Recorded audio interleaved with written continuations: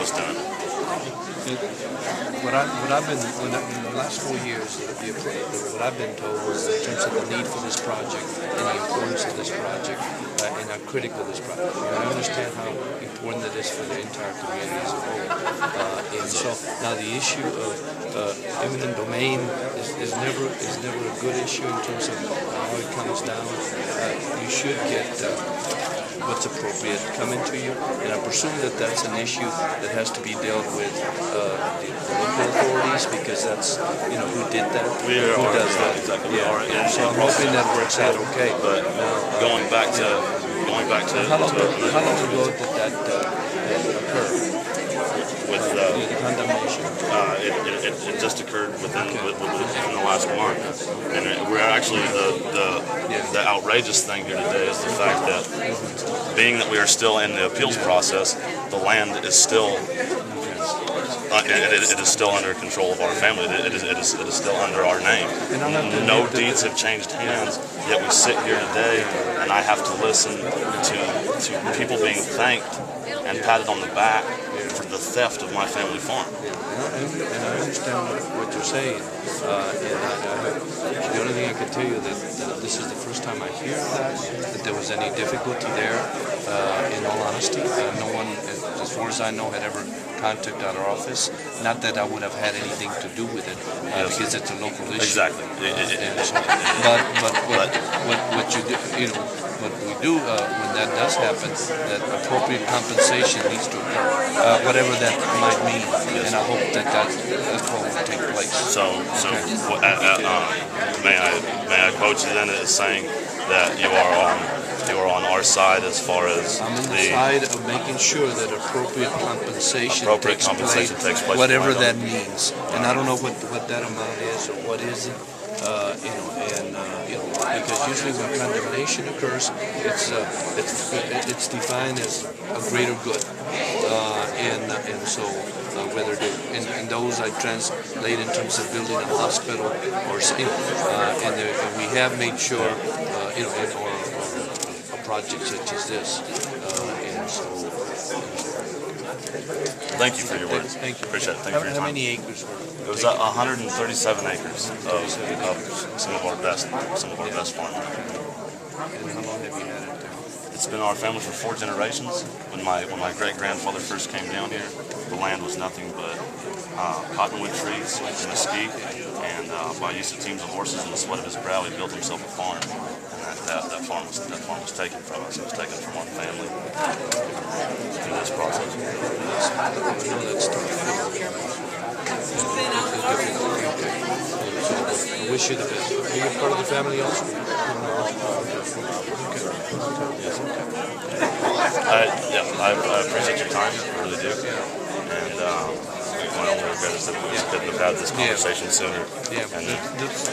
First I hear, and I know that I was elected 4 years ago, and this is one of the first projects that was brought to me by Commissioner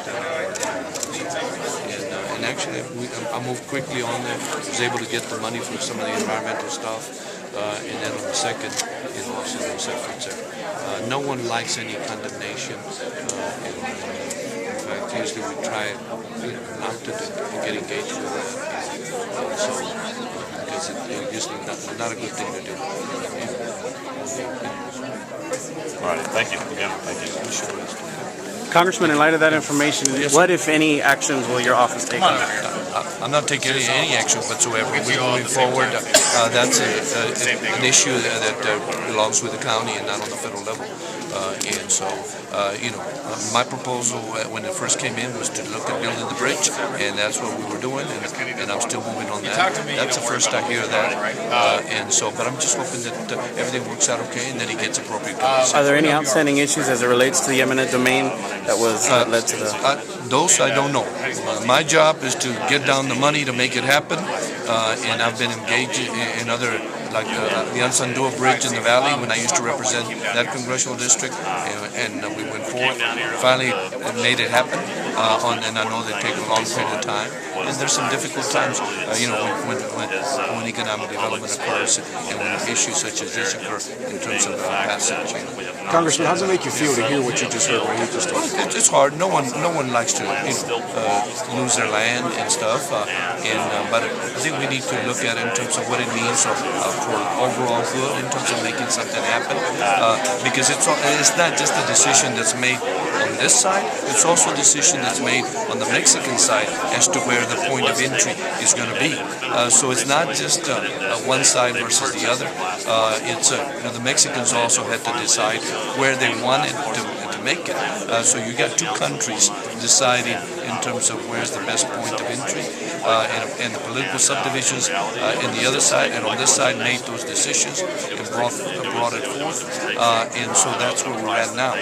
So that I don't know how the commissioners here were, because again, you can't do half of the bridge if the other half is not going to be built on the other side. How much consideration is taken, politicians and dignitaries aside, the people who actually live in there, in that area? Is there consideration taken from the very beginning, or is this something that you find out about when it's too late? No, well, I found out now, but locally, I'm sure that there are some decisions that are made initially in terms of where the best point of entry would be.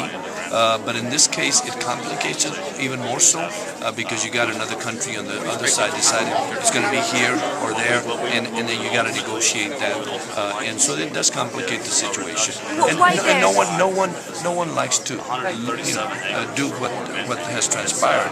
But in some cases, you got to look in terms of what it means for the greater good of the community, and in this case for the region. Not only on the U.S. side, but on the Mexican side also.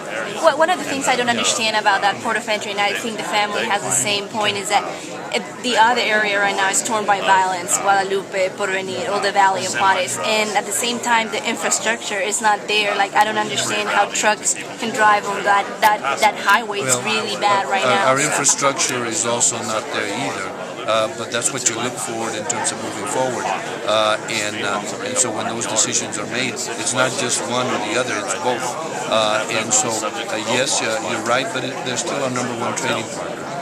And as you move forward, you would hope that something can come about that's positive. Are you worried about spillover violence by opening another bridge, like No, of course Fort not. Hancock? No. What's happening? We would be devastated even more because you got to remember that we don't want any violence, we don't want anything to occur here. But at the same time, we want trade. I have communities that 80% of their sales tax is a result of Mexicans coming over, and that's important. And the other, in a lot of our communities in Texas, it's our number one. So we're directly impacted what happens in Mexico. It's not to our advantage to have violence occur on the other side or on this side, and we got to do everything we can because in order to secure the United States, we got to, in some degree, secure Mexico also because we're directly tied into it. And just